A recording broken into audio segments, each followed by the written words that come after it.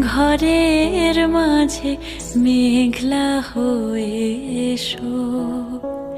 শ্রান্ত চিবুক অন্তরালে বিষণ্ণতায় ভেসো, না হয় একটু প্রাণে বিহান